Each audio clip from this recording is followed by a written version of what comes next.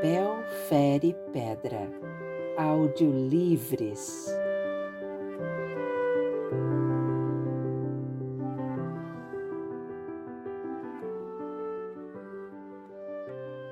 Spinoza.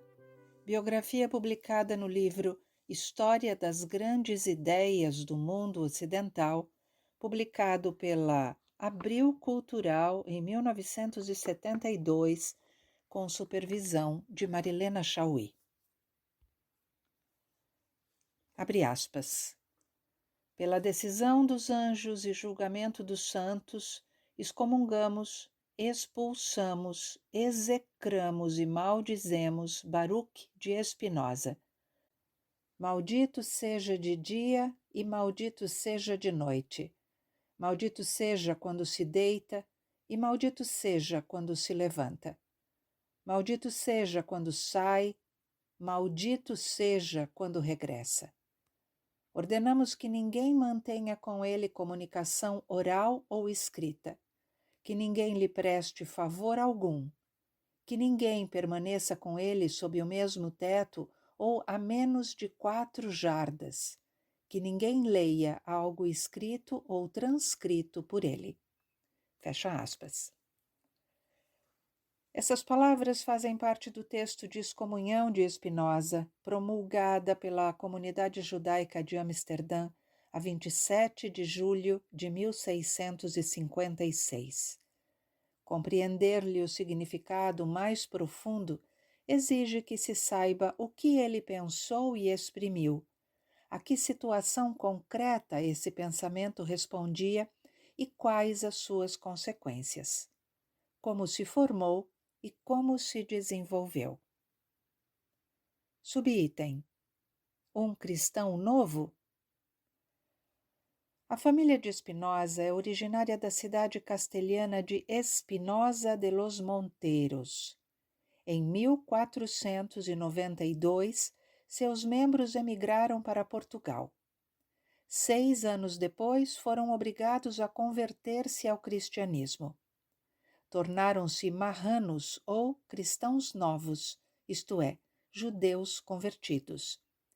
Embora aceitassem a nova fé, os marranos permaneceram vinculados à tradição judaica. O pai de Spinoza, Miguel, nasceu nas cercanias de Beja. Daí, emigrou com a família para a cidade francesa de Nantes e depois para Amsterdã, numa das inúmeras levas de marranos que procuraram a Holanda por causa do declínio da Espanha. O Império Espanhol enfraquecia-se porque sua economia, baseada no privilégio e no monopólio, não era capaz de competir com o livre comércio, do qual a Holanda era pioneira. No dia 24 de novembro de 1632, em Amsterdã, nasceu Baruch, ou Bento em português, ou Benedictus em latim. Nasceu marcado pelo conflito de suas origens. Judeu, porque recebido na comunidade de Abraão e por receber educação rabínica. Português, e com o catolicismo implícito nesse fato, porque seus pais eram imigrantes portugueses, o português, sua língua materna. Holandês, porque nasceu em Amsterdã, morreu em Haia e porque participou da vida política e cultural dos Países Baixos.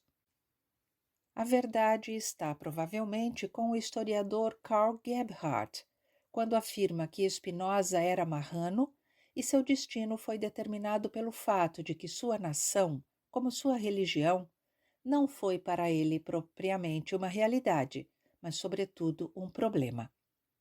Spinoza foi a única exceção à regra que liga cada pensador moderno a seu povo e a participação deste em sua obra. Pouco se sabe da infância de Spinoza. Consta que seu pai, homem muito sensato, foi o primeiro a ensinar-lhe a não confundir carolice com devoção. Sabe-se também que na adolescência foi educado como os demais jovens marranos de família abastada. Estava destinado à profissão mercantil, mas isso não excluía o estudo do hebraico, da Bíblia e da história do povo judeu. Esses estudos foram feitos na escola Árvore da Vida. Frequentou também a Academia da Coroa e da Lei, onde penetrou nos grandes problemas do judaísmo. Impressionou-se muito com Abraão ibn Ezra, o primeiro a despertar-lhe dúvidas quanto à unidade do Pentateuco. Essas dúvidas aumentaram quando leu Gersonides, que assinala discrepâncias cronológicas nos livros sagrados. Na Academia da Coroa e da Lei, Spinoza conheceu a obra de Maimônides, escolástico de tendência aristotélica. Leu o judeu espanhol Chasdai Crescan e o renascentista Leon Hebreu. Este último tentou conciliar o judaísmo e a cultura do Renascimento, especialmente o platonismo renovado, e propôs uma concepção do mundo baseada no amor como força cósmica. A teoria spinozana do amor intelectual de Deus mostra clara influência de Leon Hebreu. Na mesma época, Spinoza estudou com Morteira, o maior talmudista da comunidade de Amsterdã, e conheceu a Cabala, que posteriormente trataria com o maior desprezo, considerando-a como uma das formas de superstição. Todos esses elementos de sua formação eram até certo ponto contraditórios, como era contraditório e problemático o mundo judaico em que vivia. As mais variadas tendências se entrecruzavam, obrigando os pensadores a buscar soluções próprias. Nem sempre o resultado era aceito pela comunidade, como aconteceu com Uriel da Costa, que afirmava não existir beatitude eterna, pois na Bíblia não se fala em imortalidade da alma, mas em felicidade temporal. Uriel da Costa foi perseguido por causa dessa ideia e obrigado a retratar-se depois de submetido à flagelação pública. Desesperado, suicidou-se em abril de 1640. Com apenas 8 anos de idade, Spinoza assistiu à flagelação, e o acontecimento certamente causou-lhe a mais profunda impressão. Dentro de tal cenário, o jovem Spinoza cada vez mais passou a fazer parte daqueles que, no dizer de Oróbio de Castro, abre aspas, chegam ao judaísmo depois de haver estudado durante todo o seu período de idolatria algumas ciências profanas, como a lógica, a metafísica e a medicina. Ignoram a lei tanto quanto os princípios, mas cheios de arrogância e de orgulho, estão convencidos de que conhecem a fundo e, embora desconheçam o essencial, estão convencidos de que conhecem muito bem todas as matérias. Fecha aspas. Ainda segundo Oróbio, esses elementos arrogantes e orgulhosos negam a verdade das Escrituras e do Deus nelas revelado, substituindo por um Deus natureza. Negam a fé, só aceitam o poder natural da razão e, portanto, negam os milagres. Negam que haja um povo eleito e perguntam por que Deus não se teria dado a conhecer a todos os homens. Oróbio acusa explicitamente o médico Juan del Prado como herege, mas a acusação visava sobretudo ao jovem Spinoza, que a comunidade judaica julgava ter saído do bom caminho por influência de Juan del Prado. Spinoza tem então 24 anos e é chamado pelo talmudista Morteira, chefe espiritual da comunidade e diretor da Academia da Coroa e da Lei, a fim de que se retrate. Spinoza recusa-se e a convocação passa a ser feita em nível superior, pela própria sinagoga de Amsterdã. As autoridades o submetem a intenso e malicioso interrogatório, cuja finalidade é mostrar seu ateísmo. Antes que a sinagoga se visse compelida a excomungá-lo, Spinoza toma a iniciativa de afastar-se e redige o opúsculo Apologia para justificar uma ruptura com a sinagoga, atualmente perdido. Subitem: o Partido da Liberdade. A exclusão da comunidade judaica foi seguida por outras transformações na vida de Spinoza. Como por essa época as finanças da família não iam bem, os irmãos e cunhados viram na excomunhão um bom motivo para deserdá-lo e afastá-lo dos negócios familiares. Spinoza não se abalou e procurou uma ocupação que resolvesse o problema da subsistência. Pondo em prática uma regra de vida dos antigos sábios judeus, aprendeu a polir lentes para lunetas. Saiu-se tão bem no ofício que a clientela aumentou rapidamente, fornecendo-lhe o suficiente para viver. A mais importante das consequências, contudo, foi sua integração na vida cultural holandesa, no momento em que os Países Baixos viviam seu século de ouro. O novo Estado holandês fundava-se na liberdade burguesa, entendida como liberdade de empresa e liberdade de consciência. Valorizava-se a atividade econômica e promovia-se a tolerância religiosa, pois as barreiras confessionais apresentavam-se como empecilho para o intercâmbio comercial. A Igreja Romana, com seus tribunais, sua fiscalização, sua intolerância, aparecia aos burgueses da Holanda como manifestação de sua dependência em relação ao poder estrangeiro e contrário a seus interesses vitais. A alta burguesia adotou então o calvinismo em sua forma liberal, também chamado evangélico ou libertino, e que se opunha ao calvinismo ortodoxo. Os libertinos defendiam a tolerância em matéria de religião. Afirmavam a supremacia do poder civil sobre a autoridade religiosa e declaravam que esta não tinha direito de legislar em assuntos de fé e de moral.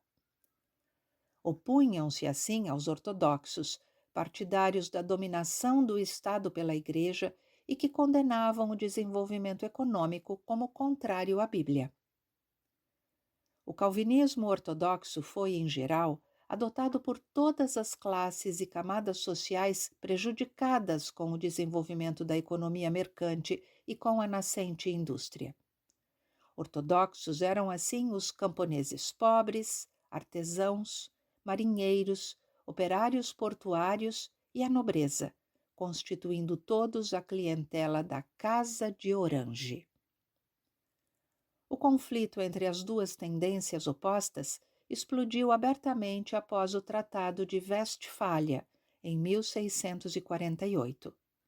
As Províncias Unidas haviam participado da Guerra dos 30 Anos ao lado da França contra a Espanha e assinaram um tratado de paz em separado, o que abria as portas das colônias espanholas para o comércio holandês, satisfazendo, portanto, aos interesses da burguesia. A Casa de Orange, ao contrário, desejava a continuação da guerra, sem a qual sua existência não tinha sentido. Firmada a paz, o poder passou a ser ocupado pela burguesia e pela ala calvinista libertina. Seu maior representante era Johannes de Witt, eleito grande pensionário em 1653, permanecendo até 1672, quando foi assassinado e a Casa de Orange retomou o poder. Spinoza, amigo de Witt, viveu intensamente todo o conflito. Partidário de sua política e horrorizado com o crime, quis pregar nas paredes de Amsterdã um cartaz que dizia "Últimos dos bárbaros", mas foi impedido por um amigo. Durante esse período, Spinoza escreveu a maior parte de suas obras e sua integração na cultura holandesa se fez, assim, no momento de maior intensidade dos conflitos socioeconômicos característicos dos Países Baixos e na fase de maior esplendor da vida intelectual e artística da nação. Subitem: um homem do mundo. Dentro desse panorama, após a excomunhão em 1656, Spinoza abandonou os estudos judaicos e penetrou no humanismo clássico. Aprendeu latim e um pouco de grego com Franz van den Enden, ex-jesuíta, médico, filólogo e livreiro, que em 1648 tentou a paz entre os Países Baixos e a Espanha. Em 1650, ofereceu-se a Johannes de Witt para lutar contra a Inglaterra, e em 1654 foi enforcado pelos franceses depois de participar de um complô de alta traição. Com esse mestre, Spinoza leu obras de Terêncio, Tácito, Tito Livio, Petrônio, Virgílio, Sêneca, César, Salústio, Marcial, Plínio, Ovídio, Cúrcio, Plauto e Cícero. Dos gregos leu Diofanto, Aristóteles, Hipócrates, Epiteto, Luciano, Homero e Euclides. Na mesma época, Spinoza estuda a filosofia de Descartes, sobre o qual escreverá em 1663 os Princípios da Filosofia Cartesiana. O peso do cartesianismo sobre Spinoza é, na verdade, o peso do novo racionalismo do século XVII. É a confiança no poder da razão, tanto nos domínios da teoria quanto na ação prática, e que começou pela necessidade de elaborar as noções de método, de verdade, e a partir delas, as noções de ser e de ação. Os calvinistas libertinos eram favoráveis ao cartesianismo. Entre eles, formou-se o grupo dos colegiantes, integrantes do Colegi Profética, entre os quais se encontrava a maior parte dos amigos de Spinoza. Os colegiantes dedicavam-se especialmente ao estudo da Bíblia e da nova filosofia. Foram eles os primeiros a ler o manuscrito da Ética, redigida por Spinoza a partir de 1661. Além dos amigos colegiantes, Spinoza relacionava-se com muito mais gente dos círculos culturais holandeses. Não é verdadeira, portanto, a imagem muito difundida, segundo a qual teria sido uma espécie de eremita, solitário, pobre e asceta. Nada mais distante da realidade. Entre a burguesia libertina e progressista encontram-se amigos íntimos do filósofo.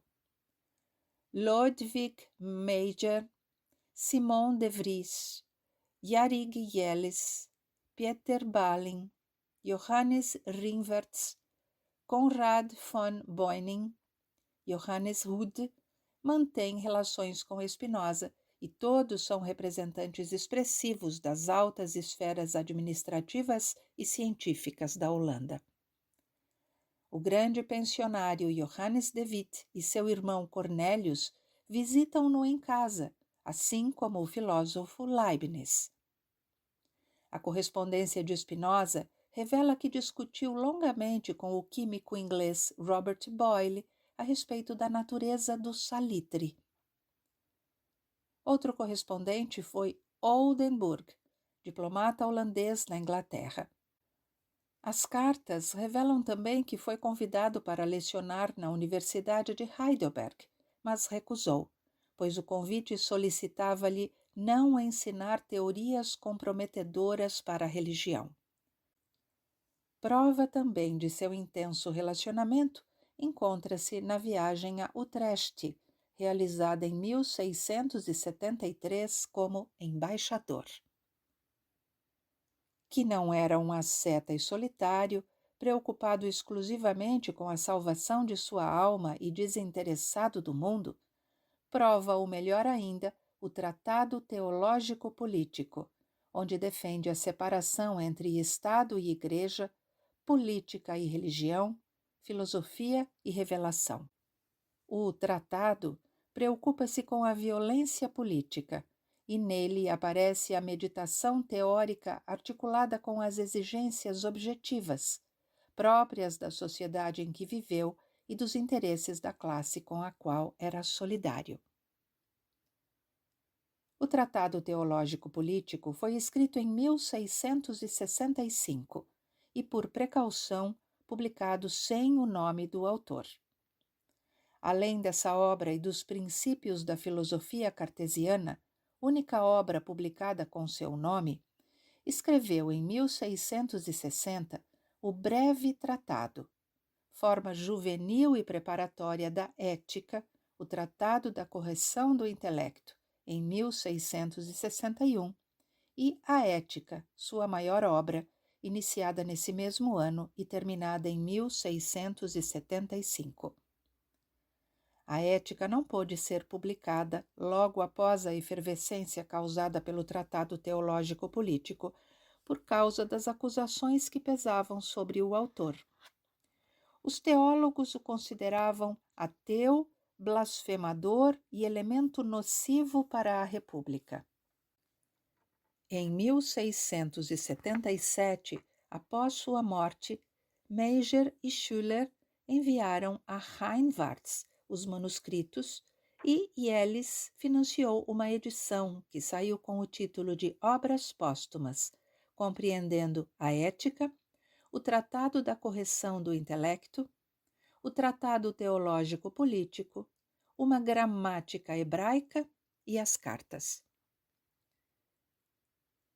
Spinoza era fisicamente muito fraco e sofreu de tuberculose durante quase 20 anos. Na manhã de domingo, 21 de fevereiro de 1677, o amigo Meijer foi visitá-lo porque o filósofo não se sentia muito bem. Almoçaram juntos e logo depois Spinoza faleceu.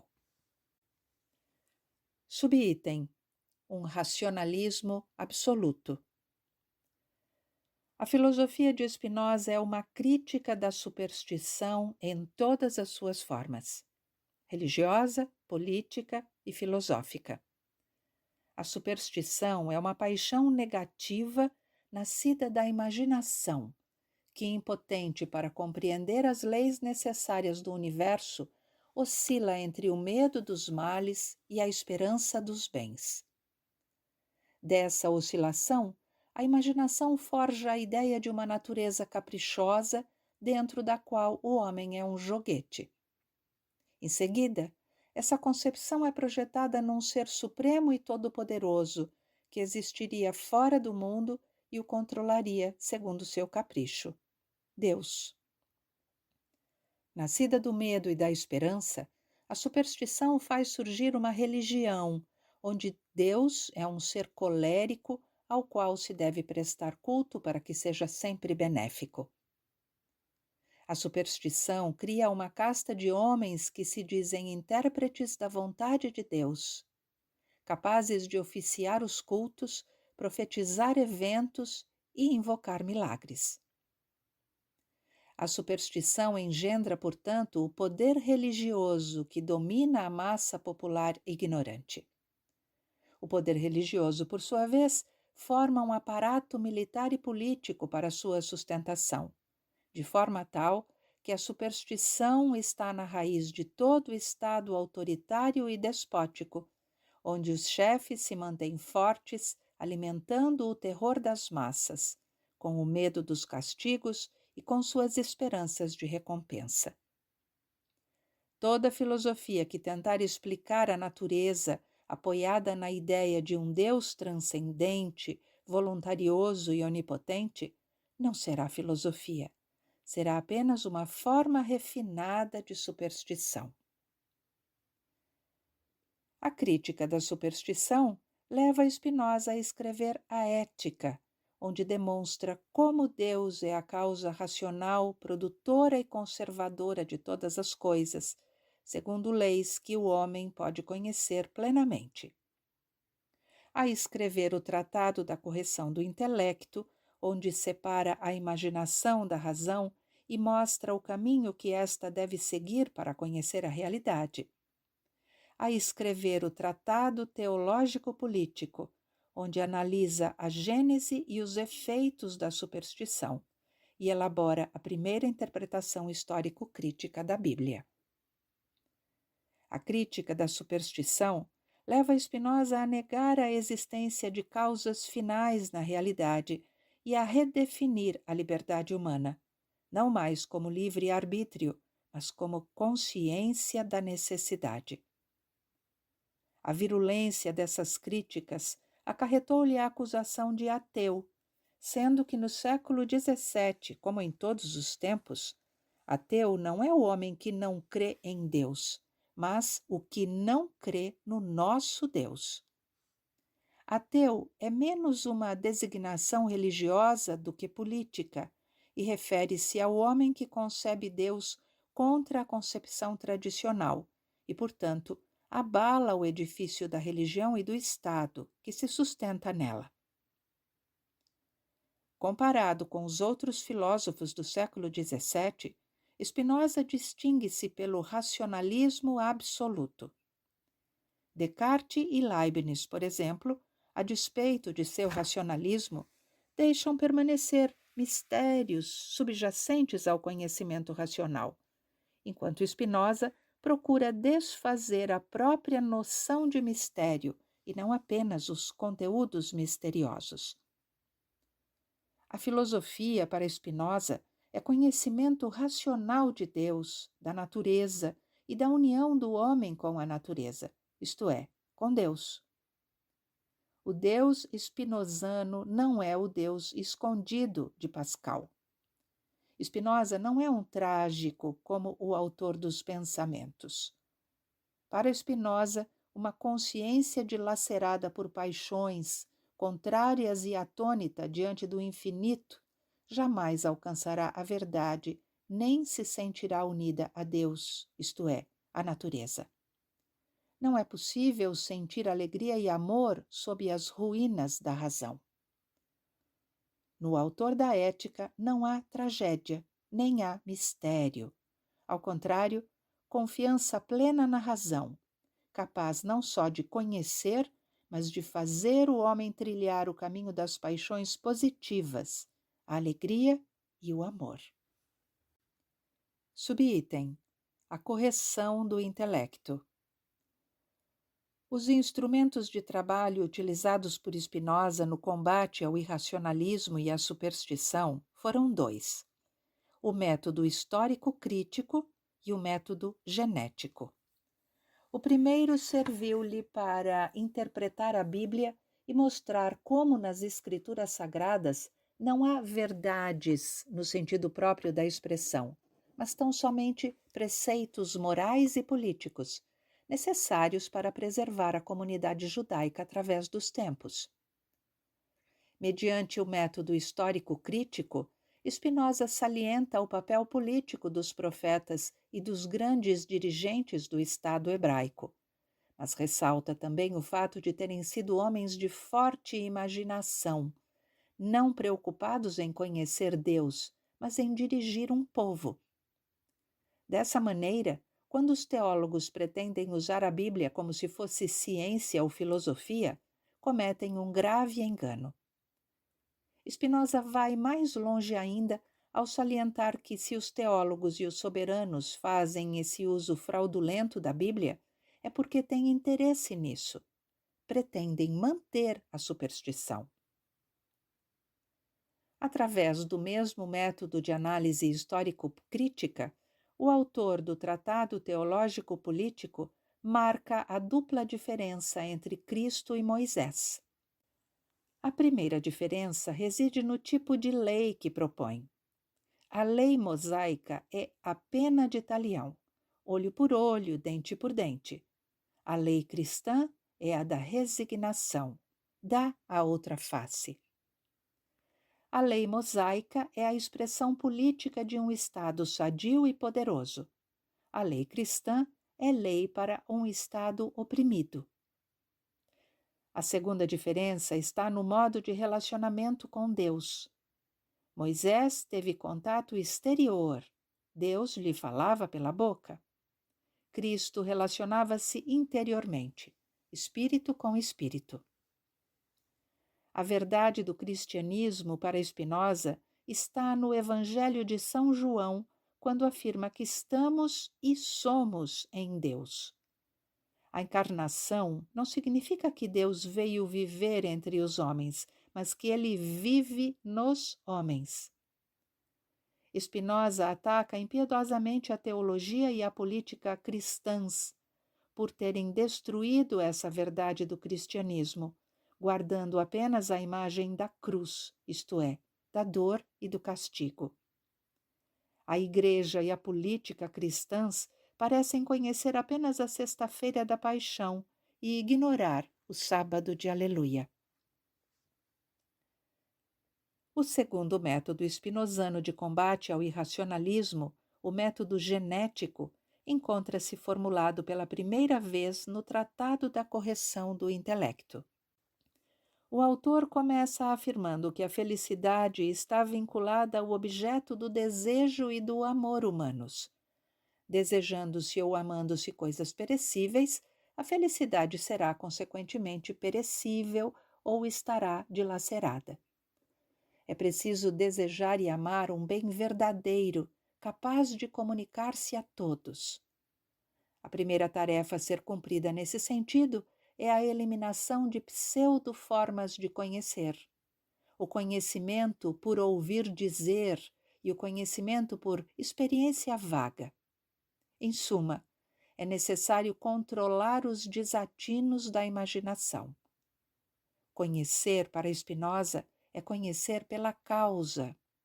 Nesse caso, também é preciso eliminar um tipo de conhecimento tido por racional, o conhecimento a partir dos efeitos.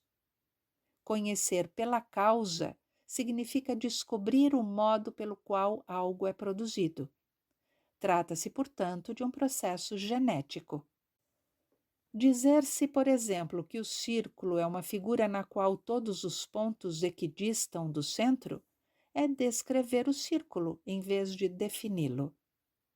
Um círculo é definido quando se diz que ele é produto da rotação de um segmento em torno de um eixo ou de um ponto extremo central. Fazer isso é conhecer o círculo geneticamente, isto é, através da causa que o produz. Uma ética geométrica. O Tratado da Correção do Intelecto formula, assim, uma nova concepção de verdade.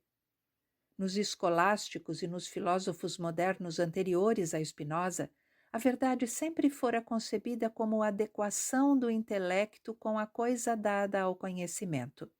A adequação implica que haja uma exterioridade entre a ideia e aquilo de que ela é ideia, sendo necessária uma garantia para a verdade. Em Descartes, a garantia é o Deus veraz. Nos filósofos empiristas, é a experiência. Tanto num caso quanto noutro, a garantia é extrínseca à verdade. Spinoza demonstra revolucionariamente que a verdade é imanente ao próprio conhecimento, não necessitando de qualquer garantia externa. Conhecer adequadamente uma coisa é conhecer seu modo de produção. A verdade é índice de si mesma e do falso, não reside na adequação da ideia à coisa. Pelo contrário, é porque a ideia revela a produção da coisa que ela mesma dá a garantia à adequação. Com Spinoza, o racionalismo ocidental descobriu a imanência da verdade ao objeto, graças à demonstração da gênese do objeto. Não são necessários critérios para a verdade. É ela que julga o falso e não o contrário. A ética de Spinoza constitui a mais completa aplicação dessa nova teoria da verdade. O autor procura mostrar de que modo Deus se produz a si mesmo, às coisas e ao homem, demonstrando que esse modo de autoprodução é o próprio modo de produção do real. Com isso, Spinoza elimina a principal ideia sustentáculo da teologia e da filosofia cristãs, a ideia de criação, isto é, de um Deus pré-existente que tira o mundo do nada. A expressão Deus ou natureza, encontrada a todo passo da ética, tem vários significados. 1. O ato pelo qual Deus se produz é o ato pelo qual produz as coisas. 2. Deus é a causa de si mesmo e das coisas como causa imanente e não transcendente. 3. A produção divina não visa a fim algum, é o seu próprio fim, ou seja, entre o ato de produção e o produto não há distância a separá-los. São uma só e mesma coisa. Separar o produtor do produto é aceitar a incompreensibilidade divina, o mistério da criação e o mistério da natureza. É ser vítima da superstição. É ter uma compreensão alienada da produção, pois ao separar o produtor do produto, este não permite mais identificar seu produtor, e o homem passa a imaginar o produtor possível, acabando por chegar ao Deus voluntarioso que tudo governa para e segundo seus caprichos. A ética é uma ontologia universal, uma lógica e uma antropologia. Uma ontologia universal porque é a teoria do ser. Uma lógica porque a teoria do ser é a explicação da inteligibilidade desse ser. Uma antropologia porque define o ser humano. Se conhecer é conhecer pela causa, o homem só poderá ser conhecido se forem explícitas as causas de sua essência, de sua existência e de sua ação. A causa de sua existência singular é a existência de outros homens singulares que o produzem. A causa de sua essência é Deus. O homem é uma modificação dos atributos divinos, pensamento e extensão. A causa de sua ação é seu desejo. É no exame do problema do desejo, das paixões e da liberdade do homem que o termo ética se esclarece. Para o senso comum, ética e moral são uma só e mesma coisa, doutrina dos deveres do homem. A primeira coisa que espanta o leitor de Spinoza é que este separe ética e moral, colocando esta última junto à religião e definindo ambas, moral e religião, como sistemas que impõem certos deveres ao homem. A ética nada tem a ver com os deveres. Aliás, para Spinoza, quem age por dever não é autônomo, não é livre, age por mandamento. A ética é a definição ou apresentação genética do ser do homem tal como ele é, e demonstrando por que o homem é tal como ele é. Assim procedendo, Spinoza recupera o sentido grego de ethos, modo ou maneira de ser. No livro 4 da Ética, o filósofo dirá: aqueles que não conseguirem alcançar a verdadeira liberdade devem pelo menos aceitar as imposições da moral e da religião para poderem viver juntos e sobreviver. Fica claro, portanto, que para Spinoza a ética nada tem a ver com a moralidade. E é por esta via que se deve ler a teoria spinozana do desejo, isto é, sua antropologia. Subitem Deus ou natureza. Spinoza coloca o erro como uma abstração. O que significa isso? Em primeiro lugar, que o erro não é uma ausência de conhecimento, mas um conhecimento parcial ou mutilado da totalidade, isto é, abstrato, separado. Em segundo lugar, que o erro consiste em anexar conhecimentos parciais para querer retirar daí um conhecimento geral, e este será também abstrato na medida em que resulta de uma simples justaposição de parcialidades. O caso típico do conhecimento abstrato é o dos universais. Nossa imaginação entra em contato com os objetos exteriores e, sendo incapaz de controlá-los, não tem outro recurso senão o de associá-los por semelhanças ou dissociá-los por diferenças. A partir daí, fornece nomes gerais às associações feitas e passa a tomar esses nomes como se fossem conceitos, isto é, ideias verdadeiras das coisas particulares percebidas.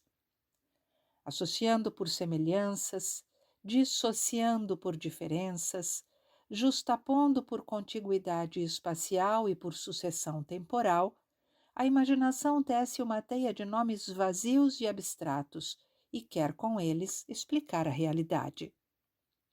Ora, a realidade é constituída por essências e existências particulares e, portanto, o conhecimento verdadeiro tem que ser um conhecimento que preserve o particular sem destruí-lo numa nomenclatura abstrata. A crítica da abstração como conhecimento parcial, como nomenclatura geral unida à concepção genética do conhecimento, leva Spinoza a afirmar que o conhecimento verdadeiro é o conhecimento das leis que produzem as coisas singulares e que determinam a natureza própria e o lugar próprio de cada uma delas no todo. O conhecimento das leis necessárias do real deve, então, partir da ideia que é causa e sustentáculo do real, causa das coisas singulares e das relações necessárias que existem entre elas. O conhecimento deve, portanto, partir do incondicionado rumo àquilo que é determinado por ele, ou seja, deve partir de Deus. O livro 1 da Ética trata, portanto, da existência de Deus, demonstrando que nela há uma identidade absoluta com a existência e com a potência.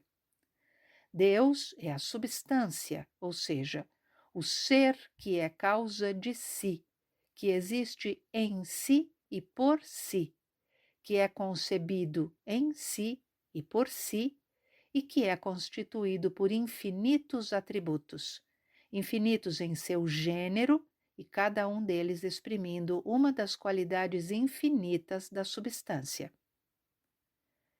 Desses atributos conhecemos dois, o pensamento e a extensão. Do livro 1 devem ser destacadas as principais teses da ontologia spinozana. 1. A substância é causa de si mesma. Tal afirmação não significa, como na teologia cristã e na filosofia cartesiana, dizer que Deus é incausado, mas é dizer que Deus é autoprodutor. 2. A substância é causa de si do mesmo modo que é causa das coisas. Isto significa que o ato pelo qual Deus se produz é o ato pelo qual ele produz a totalidade da natureza. A causa de si é causa imanente. Fica abolida a ideia de criação. 3. Deus é causa eficiente e não causa final da realidade. A causa final é uma pura projeção antropomórfica na natureza. Os homens estão habituados a considerar que fazem as coisas com um determinado fim e consideram a ação divina também submetida à finalidade. Neste caso, de duas uma. Ou Deus age em vista de um fim diferente dele próprio e há, portanto, algo mais perfeito ou superior a Deus a que ele visa atingir quando produz as coisas. Isto é, obviamente, um absurdo. Ou então, Deus age tendo como fim sua própria satisfação, o que significa que Deus precisa das coisas para tornar-se satisfeito, isto é, completo e perfeito, o que é um absurdo ainda maior.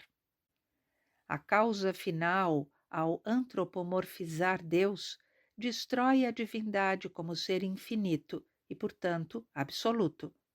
Faz dele um ser carente que procura fora de si mesmo aquilo que possa completá-lo. A finalidade é um verdadeiro delírio. 4. O pensamento e a extensão são atributos infinitos de Deus. Esta tese é a mais chocante. Com ela, Spinoza afirma que Deus é matéria e não um puro espírito, como sempre foi afirmado pela teologia e pela filosofia. Além disso, o dualismo cartesiano das substâncias é abolido, pois pensamento e extensão não são substâncias ao lado da substância infinita, mas atributos de uma única substância. Spinoza amplia até o ponto extremo a ideia de total homogeneidade entre Deus e natureza e, portanto, das leis divinas e naturais. Por outro lado, ao afirmar que o pensamento é um atributo de Deus, afirma a total inteligibilidade do real, não podendo haver nada que deixe de ser compreensível.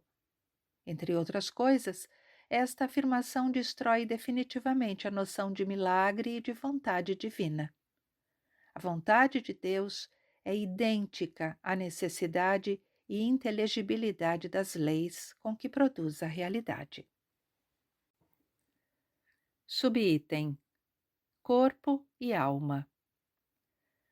Nos 4 livros seguintes da Ética, Spinoza examina a produção e produtividade da natureza humana não como se esta fosse uma substância criada pela substância divina, mas como um modo da substância única e infinita.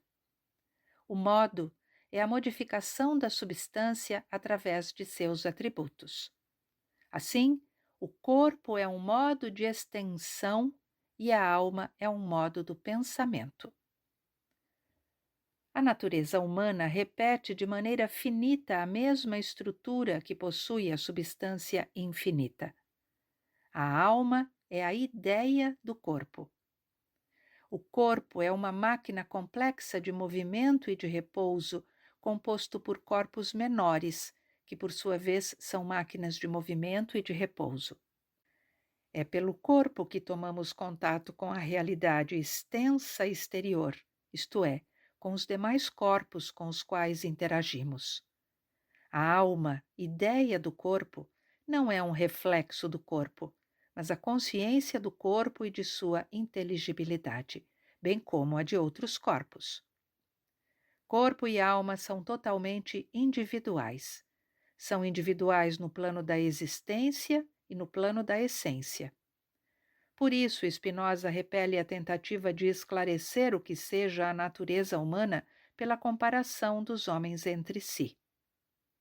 Na carta número 21, a Bleienberg, Spinoza considera que é um absurdo dizer que um cego é imperfeito ou menos perfeito que um vidente. O cego seria imperfeito se a visão fizesse parte de sua essência e se ele estivesse privado dela. Ora, a cegueira não é a ausência de visão, mas uma forma diferente de existir. A essência é sempre singular e nunca chegaremos a ela se procedermos por comparação. Pela mesma razão, não é comparando por semelhança e diferença que saberemos o que um homem é. Abre aspas. Observando a existência de 20 homens, não saberei o que é a essência de um homem, pois o número 20 nada tem a ver com a essência singular de cada um. Fecha aspas. Spinoza recusa a indução e a quantificação como formas para conhecer o homem. A relação entre a alma e o corpo não é a da ação e da paixão, a alma ativa e o corpo passivo, nem a obscura relação cartesiana de uma ação recíproca do corpo sobre a alma e vice-versa. A relação spinozana é uma relação de correspondência ou de expressão. Spinoza foge de uma explicação de tipo mecanicista. O corpo não é causa das ideias, nem as ideias são causa dos movimentos do corpo. A alma e corpo exprimem no seu modo próprio o mesmo evento. O indivíduo é uma estrutura, isto é, uma organização determinada de partes relacionadas necessariamente entre si, e esta organização e relacionamento são inteligíveis. Desta maneira, Spinoza critica o mecanicismo cartesiano. O indivíduo é uma máquina complexa no sentido de que essa máquina é um organismo ou uma estrutura, e não uma soma ou justaposição de partes exteriores umas às outras. Há uma unidade e uma inteligibilidade intrínsecas e que constituem a essência de um modo singular.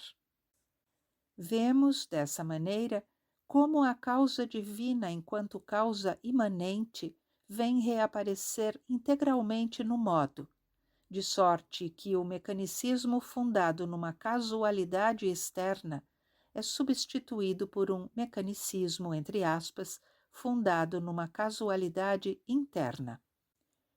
Esta transformação é fundamental para compreender a teoria spinozana das afecções da natureza humana, isto é, das ações e paixões da alma e do corpo, de sorte que a alma será passiva quando o corpo for passivo e ativa quando ele também for ativo. Subitem: as paixões e os desejos. O movimento interno do corpo e o nexo interno das ideias na alma constituem a essência do homem. Esta essência se denomina conatus, esforço para perseverar na existência, poder para vencer os obstáculos exteriores a esta existência, poder para expandir-se e realizar-se plenamente.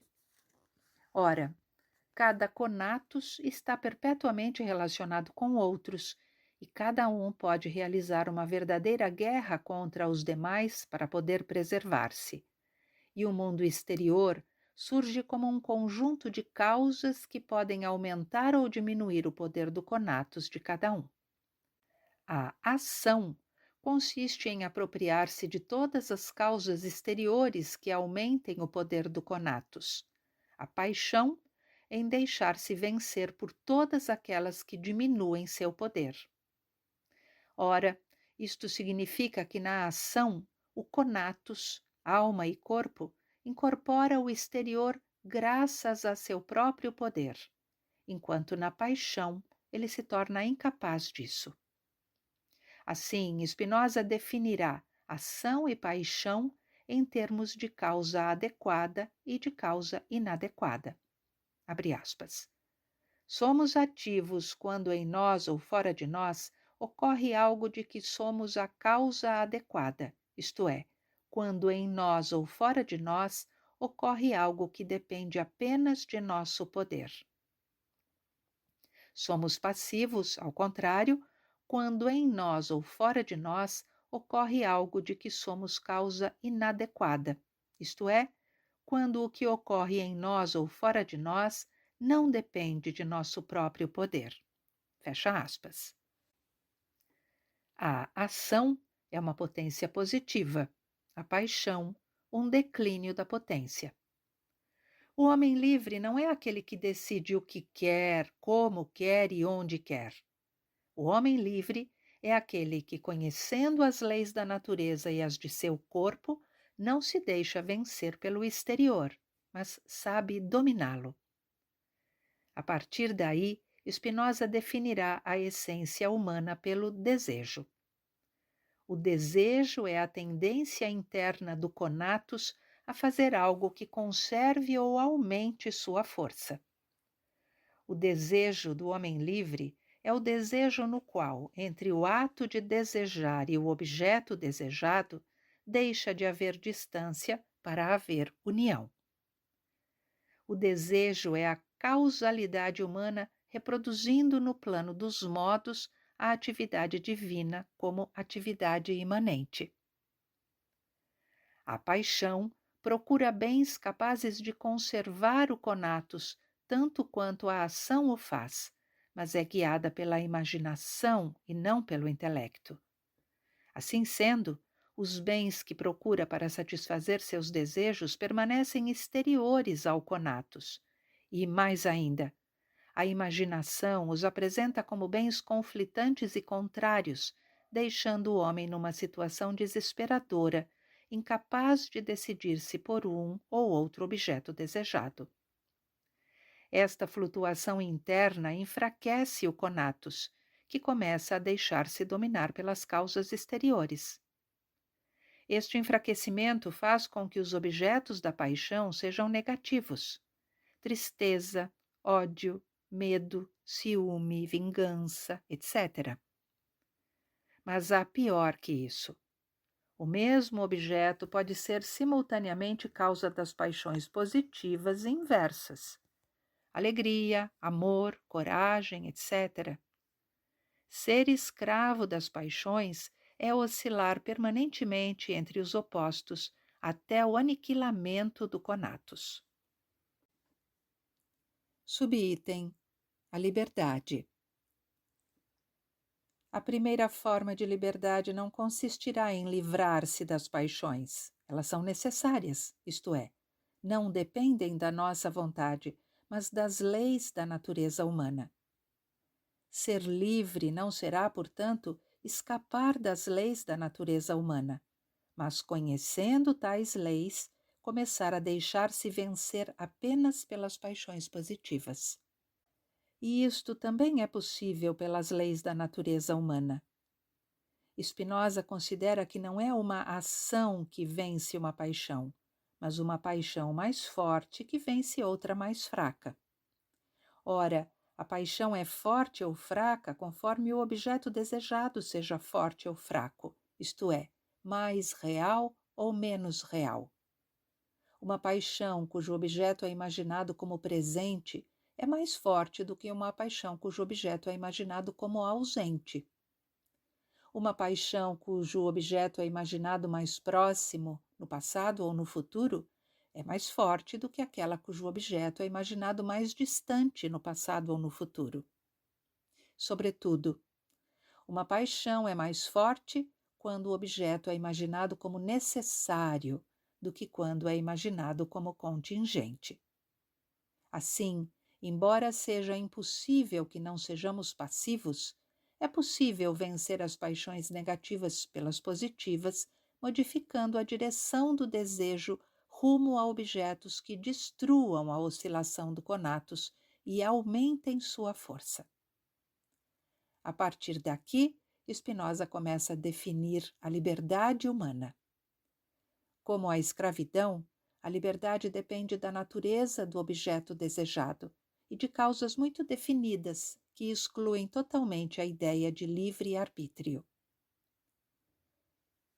A primeira tarefa de Spinoza consiste em destruir os valores correntes: bem, mal, belo, feio, justo, injusto, perfeito, imperfeito. São nomes gerais, abstrações que não se referem a nada concreto.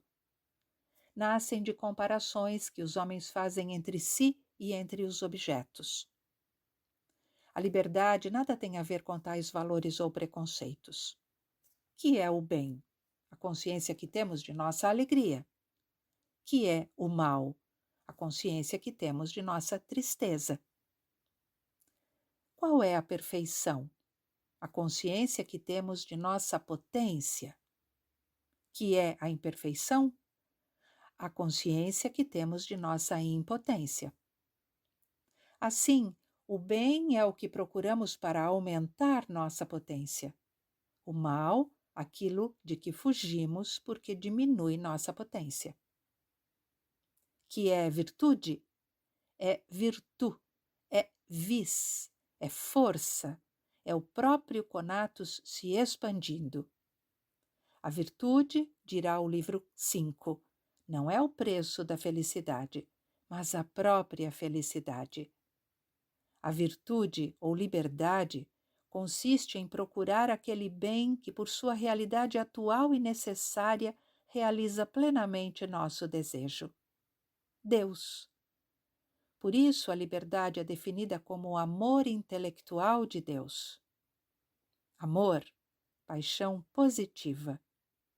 Intelectual, paixão guiada pela consciência que temos de alcançar a plenitude de nosso ser na compreensão de nós mesmos através de nossa compreensão de Deus, isto é, da totalidade. A virtude da alma é conhecer. Ela é passiva quando o conhecimento depende de causas exteriores. É passiva na imaginação. Ela é ativa quando o conhecimento depende dela própria, de sua força própria. É ativa na razão. É ativa quando consegue compreender a ordem e conexão necessária do real, a produção do real e a inserção do homem nessa produção. Por tudo o que foi dito, compreende-se que o retrato do homem livre para Spinoza seja o do homem que não faz o mal justamente porque o ignora. É o homem que age para além do bem e do mal, porque age apenas pela força interior de seu desejo e de sua compreensão. É o homem que não teme, não odeia, nem tem remorsos, porque domina os objetos exteriores em vez de ser uma vítima deles. Por isso, a sabedoria é uma meditação sobre a vida, e o sábio pensa em tudo, menos na morte. Dessa maneira, Spinoza nega a pregação platônica e cristã que considera a sabedoria uma preparação para a morte e para a vida eterna.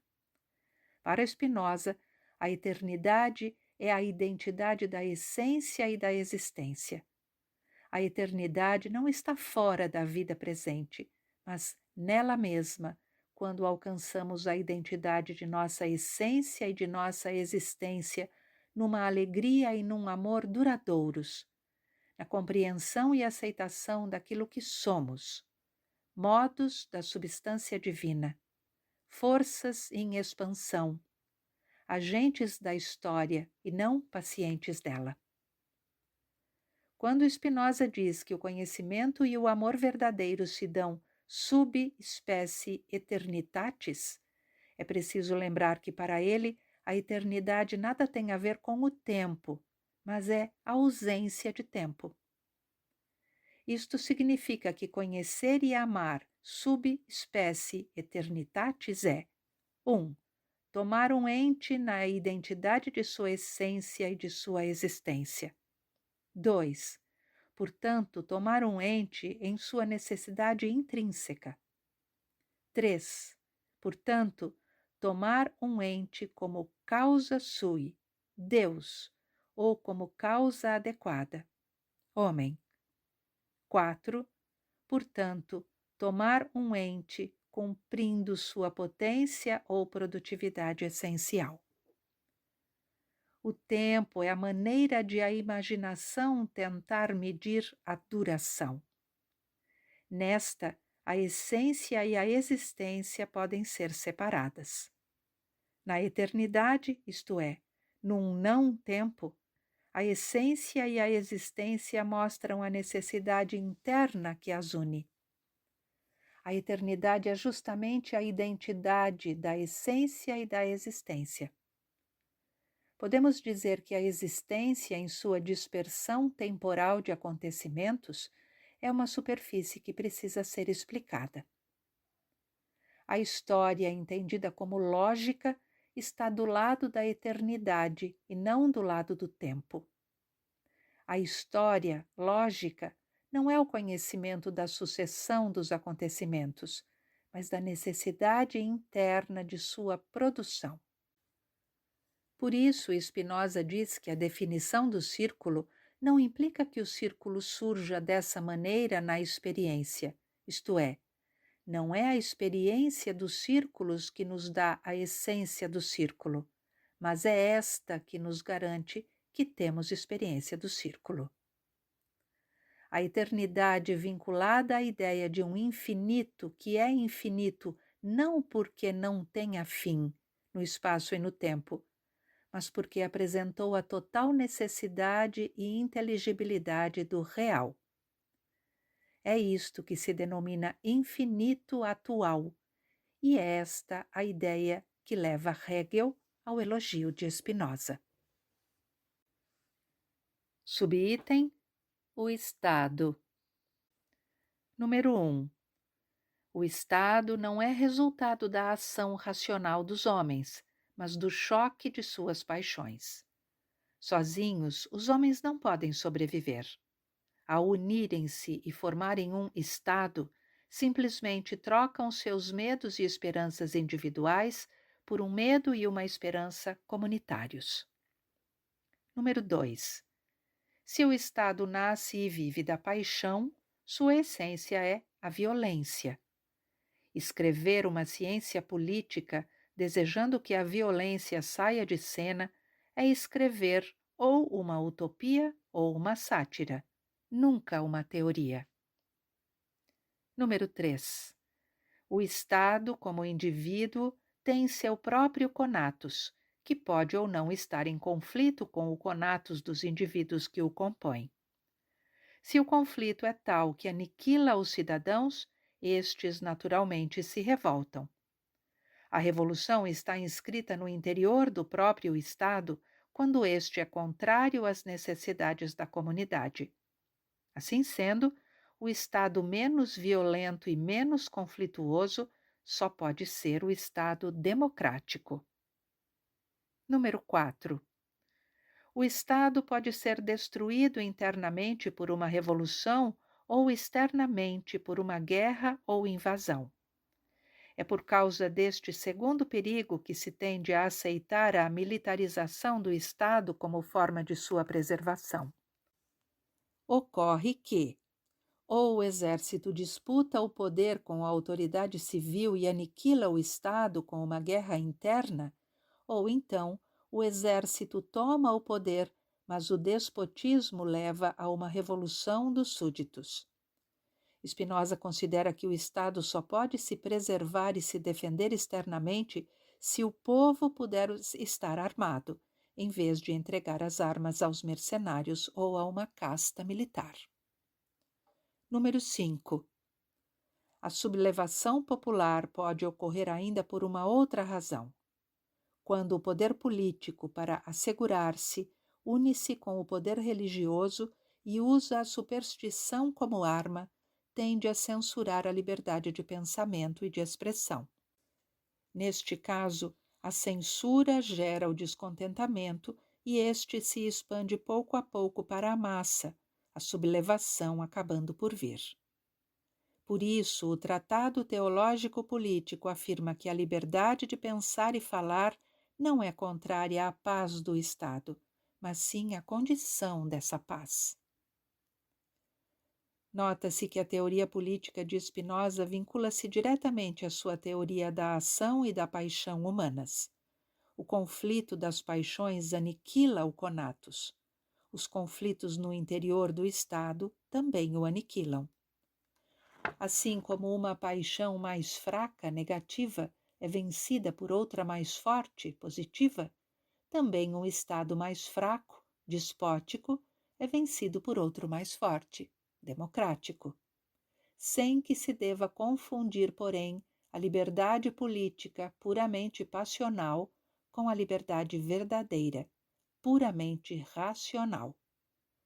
O Estado está sempre subespécie durationis, sendo que conhecê-lo subespécie eternitatis é apenas demonstrar aquelas 5 teses que apresentamos, isto é, apresentar a essência do Estado.